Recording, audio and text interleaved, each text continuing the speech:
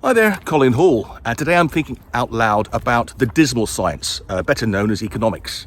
The National Institute of Economics and Social Research, I think I got that right, has just published a report that says the financial gap that Rachel Reeves, our Chancellor, has to fill is in the order of about £50 billion. Now, previous forecasts have said there's a gap, but have put it somewhere between 20 and 40 billion. So if that forecast is right, that is getting worse. Now, I don't want to talk about the economic troubles of this country or the difficulties facing Rachel Reeves, but I do want to talk about economic forecasts. And the reason why my lecture when I was studying economics called Economics the Dismal Science is because, honestly, it's a bit boring. Unless you like that kind of thing. And secondly, all economics is wrong for a certain value of right.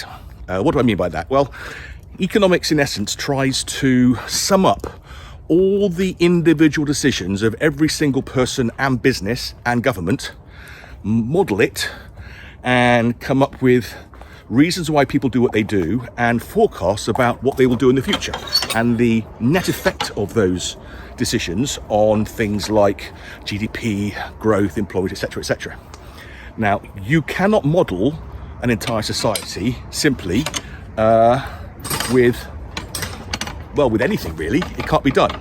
So what we do is we take assumptions, we take things at the gross level, not the granular level, and we come up with models which we hope are close. So the one thing you can guarantee about any economic forecast is that it's wrong. And if it is right, it's right because of luck, not because it was right. So does that mean that they're a waste of time? No, it doesn't. They tell us useful things. If you play around with what might happen, you get relative forecasts. So if we increase taxes, you would expect a reduction in growth because people have less money to spend, as an example. So they are useful, and they are also useful because different economic schools of thought, of which there are many, think about the economy in different ways. Now, Harley over here, say hello, Harley. Now, Harley's a Georgian, but you've got Keynesians, you've got the Chicago schools, you've got the Austrian school, etc., and they all think about the economies in different ways. And it's useful to have those different forecasts, to have a different understanding of how economies might work. But the problem with having these different views, different forecasts with different numbers, is that it's very, very easy for politicians to pick the number they want that best supports their story. Now, I would prefer it if they went for the most realistic number and then chose a policy in reaction to that number. But that's not how politics works, because people are stuck with their policies, their belief systems. They don't like changing their mind or being seen to be wrong. And so they find a number that supports their position rather than work out what the best number is and then figure out where the policy is best for it.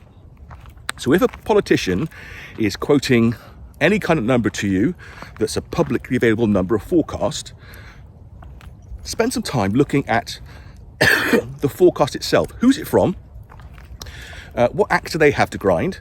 So are they a left-wing think tank? Are they a right-wing think tank? Are they very much in favour of public ownership? Or are they free market capitaliers? Because they will give you different forecasts to support their own ideological thinking.